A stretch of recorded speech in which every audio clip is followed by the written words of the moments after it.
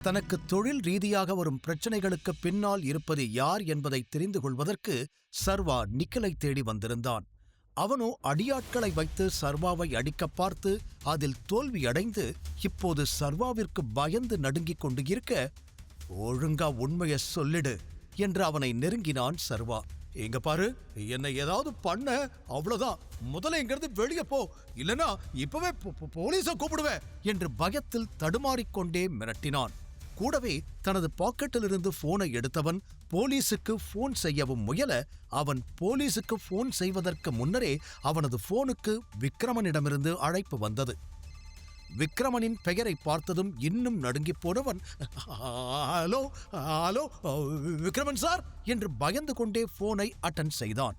பெயரை கேட்டதும் சர்வாவிற்கும் என்ன நடக்கிறது என்று புரிந்துவிட, அத்தோடு எதுவும் பேசாமல் அமைதியாக நடப்பதை வேடிக்கை பார்க்க ஆரம்பித்தான்.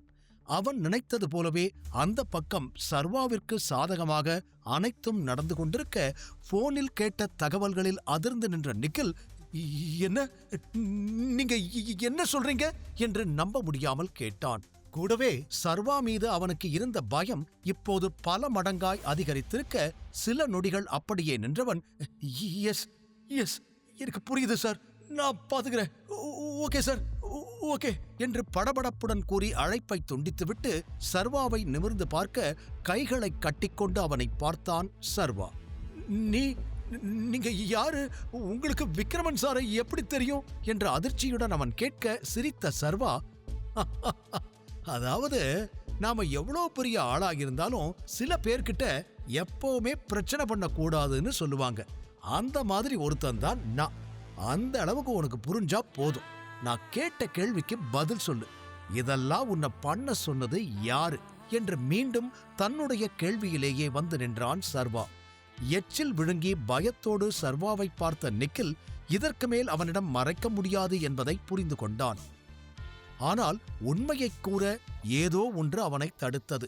அதை தெளிவாக கவனித்த சர்வா, வாயைத் திறந்து பேச போறியா இல்ல விக்ரமன் கிட்ட சொல்லட்டுமா என்று கேட்டதும், இல்ல இல்ல ப்ளீஸ் அப்படி எதுவும் பண்ணிடாதீங்க, அவருக்கு தெரிஞ்சதுன்னா அவ்வளவுதான், பிசினஸ், என் வாழ்க்கை எல்லாம் போயிடும், ப்ளீஸ் அப்படி எதுவும் பண்ணாதீங்க என்று கையெடுத்து கும்பிட்டு கெஞ்ச ஆரம்பித்திருக்க, சர்வா திரும்பி சிதறி கிடக்கும் தனது போனை ஒருமுறை பார்த்தவன், என் போனை உடைச்சதுக்கு நீ பதில் சொல்லணும் என்றான்.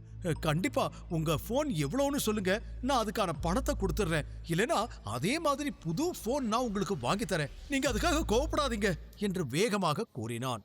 சர்வாவிற்கு போனை பற்றி பேசி எப்படியாவது தன்னை திசை திருப்ப முயல்கிறான் என்பது புரிய, போன்லாம் இருக்கட்டும், முதல்ல உனக்கு பின்னாடி இருக்கிறது யாருன்னு சொல்லு, இன்னொரு தடவை நான் கேட்க மாட்டேன், பேரை சொல்ல போறியா இல்லையா என்று இந்த முறை சர்வா கத்திவிட, பெருமூச்சோடு சர்வாவை பார்த்த நிக்கில், பிரவீன் என்றான். அதை கேட்டதும் சர்வாவின் கண்கள் ஆச்சரியத்தில் விரிந்தது. இவனா இருக்குமா அவனா இருக்குமா என்று என்னென்னமோ யோசித்த சர்வா கனவிலும் பிரவீனுக்கும் இதற்கும் சம்பந்தம் இருக்கும் என்று நினைத்திருக்கவே இல்லை.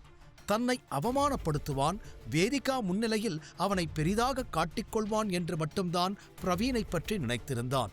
தேடி வந்து தனக்கு பிசினஸ் பிரச்சனைகள் எல்லாம் கொடுப்பான் என்பது சர்வா யோசிக்காத ஒன்று.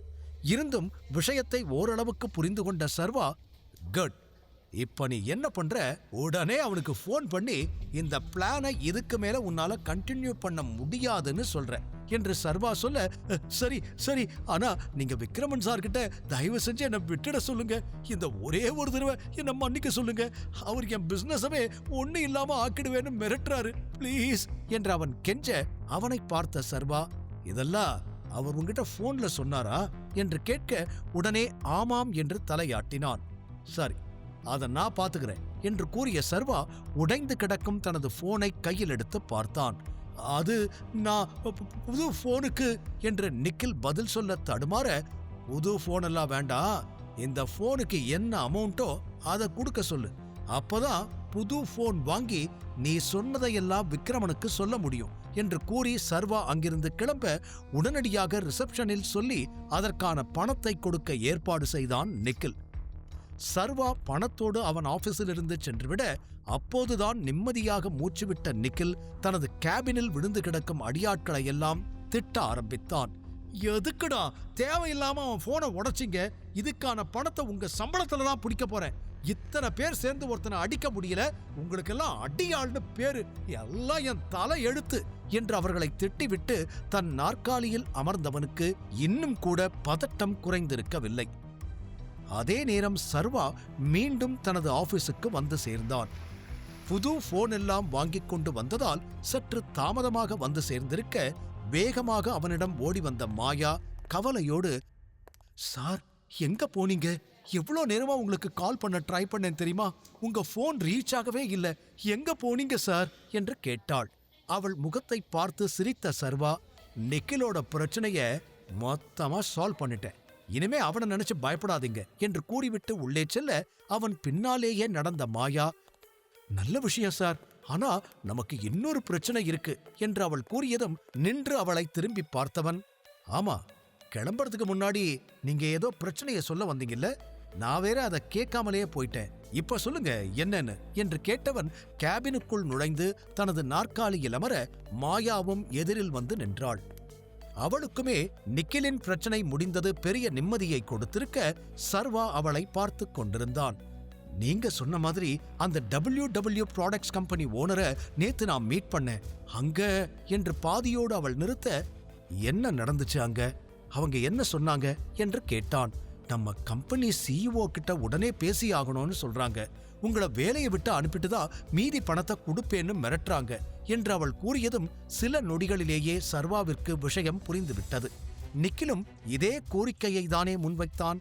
அப்படி என்றால் இதிலும் பிரவீனுடைய தலையீடு இருக்கிறது என்பது தெள்ளத் தெளிவாக புரிய மாயாவை பார்த்த சர்வா, அப்படின்னா கம்பெனியிலிருந்து என்ன வெளியில அனுப்பாம அவங்க நமக்கு பேலன்ஸ் அமௌண்ட் செட்டில் பண்ண மாட்டாங்க, ரைட் என்று கேட்க ஆமாம் என்பது போல் தலையாட்டிய மாயா, இப்போ என்ன பண்றது சார் என்று அவனிடம் கேட்க கைகளை நீட்டி சோம்பல் முறித்துக்கொண்டே அவளை பார்த்தவன், CEO கிட்ட அவங்க பேசணும்னு சொன்னா அதுக்கு அரேஞ்ச் பண்ணுங்க, அவங்க பேசட்டும் என்று வெகு சாதாரணமாக கூறினான்.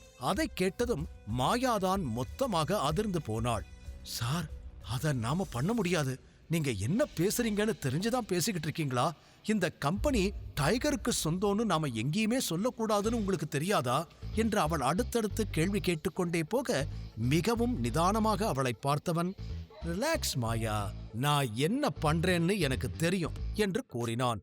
இல்ல சார், ஒருவேளை இந்த விஷயம் டைகருக்கு தெரிஞ்சதுன்னா நம்ம எல்லாரையும் வேலையை விட்டு அனுப்பிடுவாரு என்று பயந்தபடி கூறினாள். அதை கேட்டு சர்வாவிற்கு சிரிப்புதான் வந்தது. அவரால உங்க எல்லாரையும் வேணா வேலையை விட்டு அனுப்ப முடியும், ஆனா என்ன அனுப்ப முடியாது என்று அவன் பட்டென கூறிவிட அந்த வார்த்தைகளில் இன்னும் குழம்பி போனாள் மாயா. சர்வா எந்த அர்த்தத்தில் இதெல்லாம் சொல்கிறான் என்பது அவளுக்கு புரியவில்லை. என்னதான் அவன் பெரிய ஆள் என்று அவள் நினைத்திருந்தாலும் அதற்காக டைகருக்கு நிகராக அவனால் என்ன வேண்டுமானாலும் செய்ய முடியும் என அவளால் நம்ப முடியவில்லை.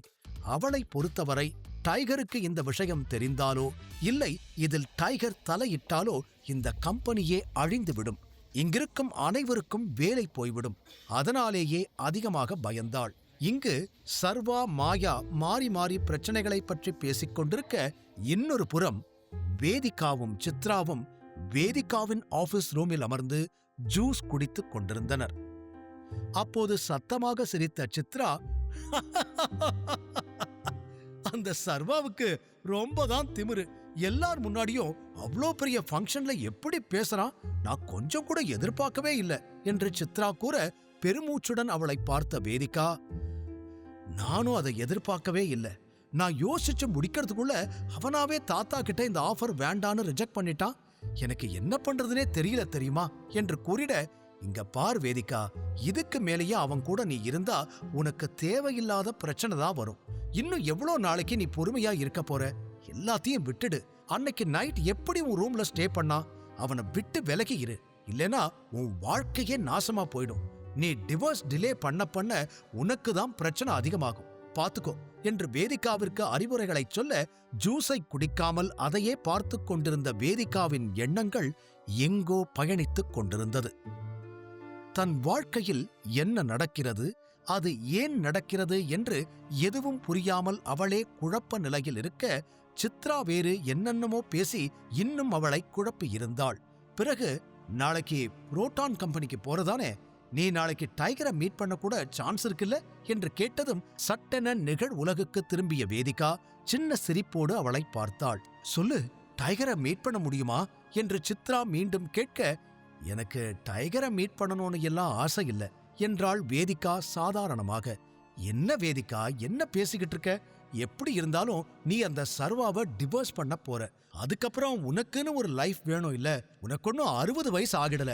நீ தாராளமா இன்னொரு கல்யாணம் பண்ணிக்கிட்டு சந்தோஷமா இருக்கலாம் என்று சித்ரா சொல்ல, அவளை பார்த்து வேதிகா, நானும் அப்படித்தான் நினைக்கிறேன்.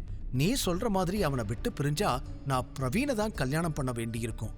ஆனா பிரவீன் மேலேயும் எனக்கு பெருசா இன்ட்ரெஸ்ட் இல்ல என்று வேதிகா யோசனையுடன் கூற, சரி பிரவீனை விடு. உனக்கு ஒருவேளை டைகரை பிடிக்க கூட வாய்ப்பு இருக்கு. ஒருவேளை டைகருக்கும் உன்னை பிடிச்சு போச்சுன்னா உன் வாழ்க்கையில இருக்கிற எல்லா பிரச்சனையும் சரியா போயிடும். பிரவீனை நினைச்சு கூட நீ பயப்பட தேவையில்லை. உன் வாழ்க்கை எப்படி இருக்கும் தெரியுமா என்று சித்ரா கனவு கோட்டைகள் கட்ட, இப்ப எதுக்கு இதெல்லாம் பேசிக்கிட்டு இருக்க? எனக்கு அதுலெல்லாம் இன்ட்ரெஸ்ட் இல்ல என்றாள் வேதிகா சலிப்புடன். பிறகு சித்ராவை சந்தேகத்தோடு பார்த்தவள், நீ எதுக்கு விடாம எப்ப பாரு டைகர் பத்தியே பேசிக்கிட்டு இருக்க? நீ இந்தியா வந்ததே டைகரை பாக்கிறதுக்கு தானா? இதுக்கு முன்னாடி டைகரை பார்த்திருக்கியா என்று இப்போது வேதிகா கேள்விகள் கேட்க, தன் கையில் இருந்த கிளாஸை கீழே வைத்துவிட்டு ஜன்னல் அருகே சென்ற சித்ரா, உனக்கு டைகரை பத்தி தெரியாது. அவர் ரொம்ப சீக்கிரட்டான ஆள். ஆனா நான் டான் ஆதிசேஷனை நிறைய முறை பார்த்திருக்கேன். டைகரை பார்க்கத்தான் வாய்ப்பு கிடைக்கல. டைகர் எப்படி இருப்பார்னு கூட யாருக்குமே தெரியாது. ஆனா கண்டிப்பா அவர் அழகாத்தான் இருப்பார்னு எனக்கு தோணுது. இந்த மாதிரி பவர்ஃபுல்லான ஆட்கள் எல்லாருமே எப்பவும் ஹேண்ட்ஸம்மா தான் இருப்பாங்க என்று கதைகளில் படித்ததை வைத்து அவள் கூற, வேதிகாவால் சிரிப்பை அடக்க முடியவில்லை. சத்தமாக சிரித்தவள், யாருக்கு தெரியும், நீதான் என்னென்னமோ சொல்லிக்கிட்டு இருக்க என்று சொல்லி முடிப்பதற்குள் கதவை திறந்து கொண்டு உள்ளே எட்டி பார்த்த தீரஜ், நாளைக்கு மீட்டிங் இருக்குன்னு கேள்விப்பட்டேன், ஏதாவது ஹெல்ப் வேணும்னா சொல்லு என்று கூறினான். அதை கேட்டதும் எரிச்சல் அடைந்த வேதிகா, எனக்கு எந்த ஹெல்ப்பும் தேவையில்லை என்று அவன் முகத்தில் அடித்தது போல கூறிவிட, என்னமோ தங்கச்சின்னு நினைச்சு ஹெல்ப் பண்ணலான்னு வந்தேன், ஓவராதான் பண்ற என்றான். முகத்தை சுழித்துக் கொண்டு, உன்கிட்ட இருந்து எனக்கு எந்த ஹெல்ப்பும் தேவையில்லை. இந்த ப்ராஜெக்ட் என்னோடது. உனக்கும் இதுக்கும் எந்த சம்பந்தமும் இல்லை என்று வேதிகா வேண்டுமென்றே கூற, பெருமூச்சோடு அவளை பார்த்தவன், ஓகே, இன்னைக்கு உனக்கு ஹெல்ப் தேவைப்படாம இருக்கலாம். ஆனா நாளைக்கு உனக்கு தேவைப்படலாம். இந்த ப்ராஜெக்ட் நம்ம 2 பேரும் சேர்ந்து பண்ற மாதிரி தான் இருக்கும்னு தாத்தா சொன்னது ஞாபகம் இருக்கா என்று அவன் கேட்க, வேதிகா பதிலே சொல்லவில்லை. அதில் எரிச்சல் அடைந்தவன், அப்புறம் உன்னோட வீணா போன புருஷன்கிட்ட என் பர்சனல் விஷயத்துல தலையிட வேண்டான்னு சொல்லு, அப்புறம் சும்மா விட மாட்டேன் என்று மிரட்டிவிட்டு அங்கிருந்து சென்றான். இவனுக்கு வாங்கினதெல்லாம் பத்தாது போல, ஓவரா பேசிக்கிட்டு இருக்கான் என்று போகும் அவனை திட்டிவிட்டு ஜன்னல் அருகே சென்று நின்ற வேதிகா பறந்து விரிந்து இருந்த வானத்தையே வெறிக்க வெறிக்க பார்த்தாள். அதே நேரம் வானத்தை பார்த்து கொண்டு தனது ஆபீஸில் நின்ற சர்வா பிரவீனுக்கு எப்படி பதிலடி கொடுப்பது என்பதை சிந்தித்துக் கொண்டிருந்தான். பிரவீனை சர்வா எப்படி பழிவாங்கப் போகிறான்? வேதிகா சர்வாவை விவாகரத்து செய்வாளா? முழு கதையையும் கேட்டு மகிழ பாக்கெட் FM ஆப்பை டவுன்லோட் செய்யுங்கள். லிங்க் டிஸ்கிரிப்ஷனில் கொடுக்கப்பட்டுள்ளது.